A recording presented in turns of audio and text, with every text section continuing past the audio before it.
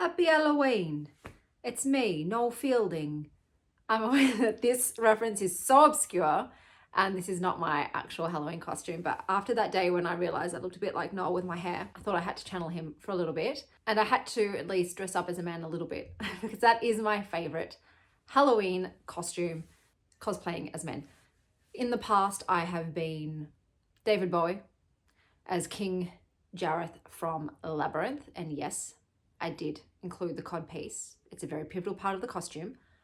I was then Vincent Vega from Pulp Fiction. I have also been Euphigenia Doubtfire, dear, because I was pregnant with Indy at the time. I thought, what costume could I do with a pregnant belly but still be a man? So I went with Robin Williams dressing up as an old lady, and that was a lot of fun. I made sure to singe my tartars as well because, once again, attention to detail is a must. And then after that, my favourite costume, and probably the one that is the most time consuming, Jack Skellington from A Nightmare Before Christmas. So I have gone as Jack twice.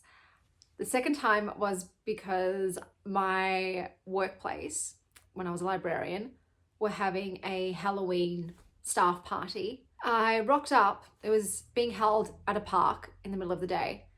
And when I arrived, I was the only person in costume.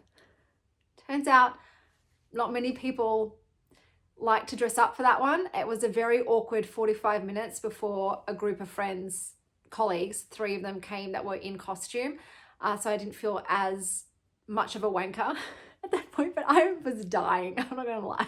I'm pretty good at not feeling embarrassed because of how I look. But this was my first year working there, and it was my first staff party. And yeah, standing in full Jack outfit in the middle of the day, surrounded by people in regular clothing, it was a bit much for me. I did feel a bit silly, but eventually some people came in costume and I was like, thank God, because I was about to bounce. But yeah, this year I have decided to go with something a bit more feminine. It's not something I do very often, but I wanted to try it out. We'll see. I'm not going as anything. I just can't be bothered. I normally love to really go all out for the costume, but at the moment, you know, finances are tight too. I don't want to be buying stuff, so I'm just using what I have on hand and making the most of it. So you'll see what I go as. But next year, I have decided I will put more effort in and I'll go back to my cross-dressing ways because that's what I really like to do for Halloween. So without much further ado, let me introduce you to this year's costume and this month's wrap up. Goodbye from the crow, man. Okay, and I am back. So this is what I'm going for. That's a millennial, I keep forgetting. This is a millennial heart, guys. I'm going as a wish version of a Queen of Hearts. And this wig is already shitting me. I cannot wait to take it off. I've been all day. But it was low cost, low effort. So it will do. And that's, can you see her in the background? Sylvie's sleeping on the jacket. That was the Noel Fielding jacket. And I was like, well, I can't kick her off. So that's just going to stay there until she's had enough of it. So let's talk about books, guys. That's why you're here. October. What a month. I think now this is the most books I've read in a month. Yeah, so I'm just, I guess, committing to that for whatever reason. Painfully single and spend all my nights home alone. So that could be also why that is happening. And I'm living vicariously through other characters. Yeah, could be any of those reasons. Oh, and I've still got the blue contacts in from Neil. What do you guys think of these? I think they barely look blue. I know I have almost black eyes, like my soul, but these aren't coming across super blue. I've had blue contacts in the past when I wanted to look like Arwen back when I was 17, and they were proper blue. I'll see if I have a photo of myself back then and you'll see what I mean. Whereas these ones, I think they just look brown to me.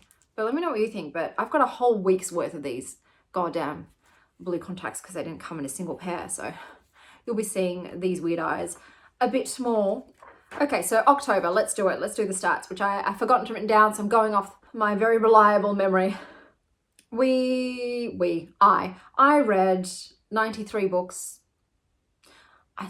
Some part of me just wanted to DNF another 7 so I get to 100, but I didn't. So I did DNF 22. This is not going to stay today. 22 of those books. So I actually read 71 books from cover to cover. Now, I did say that I was going to still mention all of the DNFs in these wrap-ups, but I don't really want to, even though I did read 300 pages of some of them before DNFing. I don't really want to spend any more time on the DNFs, you know, like that's a lot of time downloading book covers and editing and all that shit. So I'm not going to mention them. I log them on my Goodreads, my Storygraph, my Fable. That's way too many reading apps. I'm aware. None of them is hitting all of my criterias, you know, none of them's satisfying me in all areas. And that's why I'm having to polyamory with it. Yeah, the DNFs are on there. You know, I'll just write DNF. So you can see what I just didn't want to continue reading. You can, but otherwise 22 books I put down and did not finish. I read a lot of genres as usual, putting the infographics up here. You can see, I think the main ones again were probably like what, fantasy, queer, litfic, probably something like that. Once again, I'm sorry, I will be more prepared next time. It's just, today's a busy day and I don't have time and I've got to hustle before school pick up. And yes, this is how I am going. 3 books were audiobooks. I'd listen to 3 audiobooks. My library just doesn't get a lot of audio. Otherwise, I probably would consume even more books if I was able to put a book on in the background. But yeah, they get barely any audiobooks. So just 3. And out of all of the books I read in full, 71, only 13 were 4-star and above for me. So I just didn't pick a lot of books that I found amazing. Unfortunately, I'm not saying they're trash books. It's just for my particular taste, I didn't find them super yum.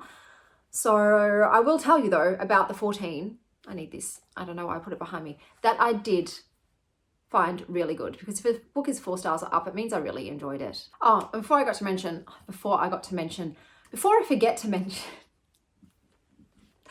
I do have another channel where I do a monthly wrap up of everything I've consumed in a month. So all the shows I've watched, the music I've listened to, the TV shows I've binged, the things I've bought, the things that I've made, yada, yada, yada. So if you're interested in seeing that, I do that at the end of the month, call it October Wrapped or whatever it is. And then you can see like all of the bits and bobs that have happened over the month for me. If that interests you, just thought I'd let you know. So let's get into the best books of this month. We have Prison of Sleep. This is the second in the journals of Zaxony Delatry by Tim Pratt. So I gave this book a 4 stars. 2 POVs, Anna and Zax. Zax is still a bit of a dummy. Needs more Minna. Back and forth in time. New Xena-like character, Zavita. The god felt like a narcissist, very sure of themselves and quite smug, a bit like Thanos. Pacing slower. Everything goes off at the end. I agree with Zavita's way of thinking. Very light romance. Satisfying ending. Death is just, it's the end of everything, Zavita. Maybe these people could change, see the error of their ways, reform, devote themselves to justice. I've seen it happen. Death just closes the door on all those possibilities. So it seems like I just put my notes up, thoughts and ramblings on the book as my review. That's a bit trash. I think that was a mistake. Normally I don't do that. So yeah, you got my very rustic, as I read, thoughts of the book with that review. Sorry guys, on Goodreads. The devil works hard like my liver. Okay, the next book I read was Crave. This is a graphic novel by Maria Lovett. I gave this 4 stars. University students use app to act on their hedonistic desires to disastrous effect. Lots of sex and nudity. Nice illustrations and easy to read. Naughty page turner. The next book was another graphic novel fantasy. This is called Critical Role, The Mighty Nine Origins by Caduceus Clay, by Kendra Wells, Taliesin Jeff and Matthew Mercer. So I gave this a 4 stars and I left no review. Beginning of October, Chanel was obviously going through something, but it was just an origin story of this character, and he was very sweet. He was a cinnamon roll, and his purpose was to help others with death rights, and he was being recruited by this group. No, oh, that's right, Dead Sheet isn't on here. So the next book isn't actually on Goodreads. It's called, I believe, Dead Sheet by Benji Bajorek. I'm doing this by memory. I gave that a 4.5 stars. It was part of my Get Real Weird With It vlog, which was people were saying similar to Death Note. Basically, a woman stumbles across an Excel spreadsheet and everybody's name that is currently alive is on there, and if she deletes the name, that person dies. So it was very interesting. It was very supernatural and I enjoyed it. 4.5 stars. And I'm unable to add it. I've tried adding it myself with the ISBN number and all that jazz. Goodreads won't let me. So Goodreads, get on that and add the book. The next book that I enjoyed was Happy Death Club, Essays on Death, Grief and Bereavement Across Cultures by Naomi Westerman. I gave this a 5. out of 5 stars. It was my first 5-star of the month. Mellification, preserving a body in honey. Loved this. Utterly fascinating and touches on a lot of topics. We use our stones, our carved marbles, our flowers to fill the empty space that is grief. Then we have The Wedding People by Alison Espak. This is like a litfic women's fiction. I gave this a 4.5 stars. 2 women meet at a hotel. One is getting married. One is recently divorced. Neither are happy. At first, the book is incredibly sad and depressing because of what Phoebe is going through. But thankfully, there's hope and happiness too. But poor Harry deserved a better ending. Peaches and Honey, the first in These Immortal Truths by R. Rater. I gave this a 4.5 stars. A girl with vitiligo is saved from death when she's gifted immortality by a trickster god. It's giving the invisible life of Addie LaRue with a touch of Hades and Persephone. The majority of this book is her travelling from place to place over centuries, trying to help when she can. The romance is light, mostly at the end, but there. Anna the Benevolent